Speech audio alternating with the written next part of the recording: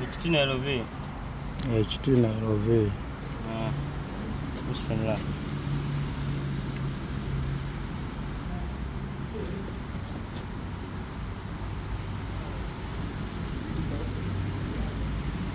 Inaenda giga oms. Tumia 5000 ni. Hiyo 2000. Tumia ili tuweze kucompare na kule kwenye nini. Tumia tu hiyo 2000 tu compare na hiyo kwao. Sasa hiyo 2500 uongo hizo. Megawatt 2500 make megawatt 2500 sana giga 2. Hiyo ni mega ohm. Ni 2.5 giga ohm. Hapo sawa.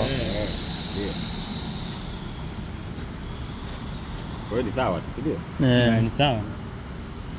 2.5 giga.